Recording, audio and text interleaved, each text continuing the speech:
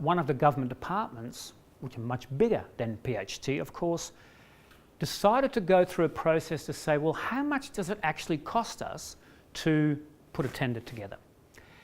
They did a bit of research going back a few years and they found that the average cost was about $50,000. And for $50,000 you get nothing. The taxpayer pays it and it's just for the process, not for what you're buying. So of course it's an expensive process. It's not that expensive for primary health of course, but one of the reasons we have thresholds is to get efficiency. As a procurement expert, for example, a golden rule we always work by is that the process shouldn't cost more than whatever it is you're buying. Right? And in government, unfortunately, sometimes it does. So it's a bit of a pain. So open market is the preferred way to do it.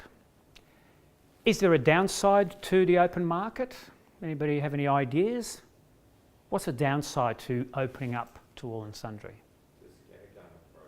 Yes, yep. And the other thing is, of course, that anyone can put in a bid, right? So, and every bid has to be assessed. Now, a number of years ago, I did some work for Queensland Health, and in one particular tender, they received 132 responses. Each one of those had to be assessed and gone through. You can imagine how long it takes and the process to do that. So that's a downside. But of course it's a preferred way to do it because the funding comes from the Commonwealth and their credo is open and effective competition. We want to open it up as much as possible. That of course sometimes the time frame to assess them can take some time. So that's the preferred way to do it and that's in line with their own procurement principles. So the limited tender is pretty rare, almost never, but it can be done. For every tender, a panel is then established with its own terms of reference. And the key thing is that it's not just one person who's going to make a decision. Julia doesn't just download all your tenders and say, right, who should I give it to?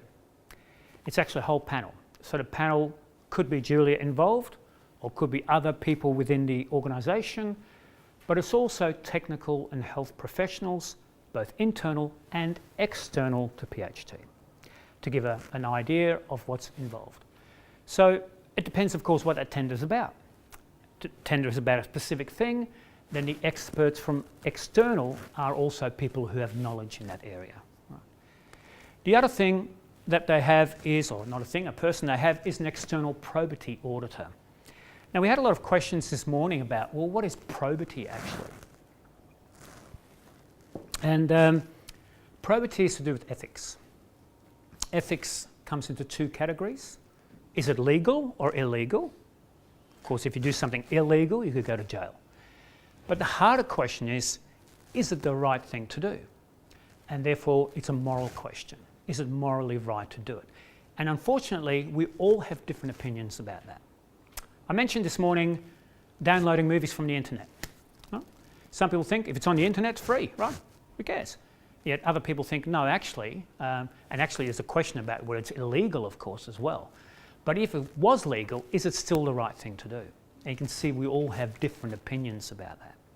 And I'll come back to how that is affected with the probity auditor. Some years ago, as a good example, the Australian Wheat Board, a long time ago, 12, 14 years ago, went to the market and they had a contract with Iraq to sell $500 million worth of wheat on behalf of Australian wheat growers. You might have read the story in the paper. Part of that contract was that they had to pay a $25 million transport fee, in inverted commas, because in fact it was a bribe, and the bribe was direct to Saddam Hussein. Of course, he can't spend it now, can he? So that's all right. But the point was, they knew that this payment was a bribe. They knew it wasn't a transport fee. That was what called in the contract. So the question is what they did illegal or just immoral? And interestingly, paying a bribe to someone under criminal law is not illegal. Yet a number of people at Australian Wheat Board went to jail. And the reason they went to jail is they were only directors. And under corporations law, directors have a responsibility. And therefore, because they were against that responsibility, they ended up in jail. Now, Australia was outraged, as all of us might be. Would we pay a bribe to someone in order to win some business? And I'm sure in this room there might be different opinions. Most of us probably think, no, that's disgusting. We wouldn't do it. But you can see the dilemma with ethics that's there. So going back to the probity auditor, obviously we're not really worried too much about things that are illegal because they're not going to happen, right? The question will be, is something the right thing to do? So the role of a probity auditor is to do a number of things. I've acted as a probity auditor, not for PHT, but for other organisations. And so the role is to make sure, first of all, everyone gets exactly the same information. There's no funny business going on.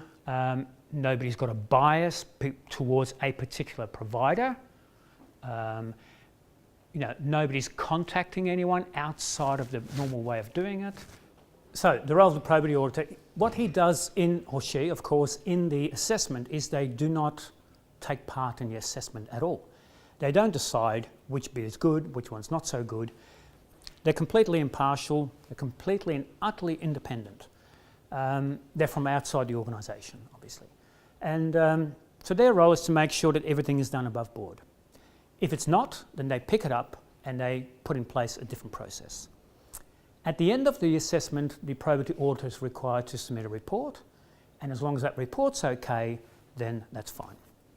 As an example, a colleague of mine who was a probity auditor for a different organisation on the mainland, when he was in the assessment meeting, he saw that there was some bias creeping in. And so he highlighted the issue and he suggested that a particular person on the panel be removed. They refused, so they kept on going.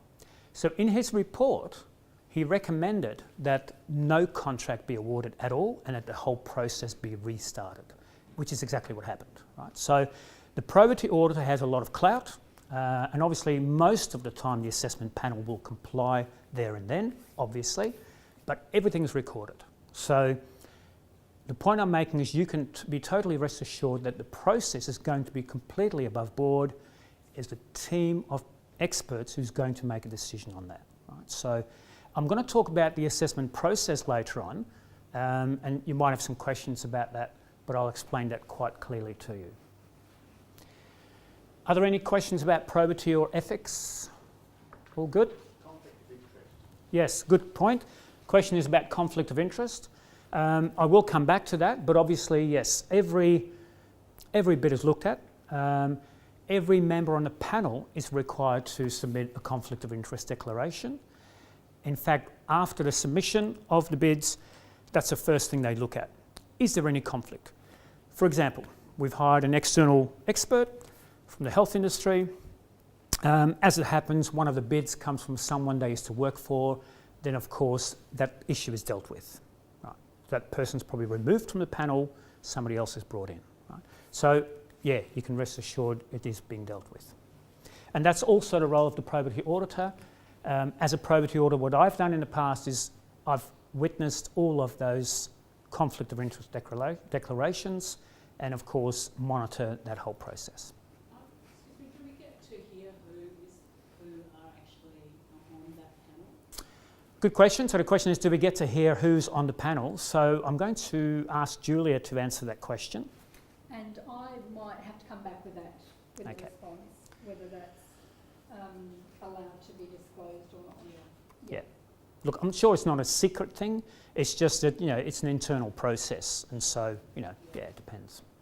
And would that also include the person who's been the probity auditor as well? I can come back with that too. Yes, so we'd include the person who's the probity auditor. Yeah, that's right.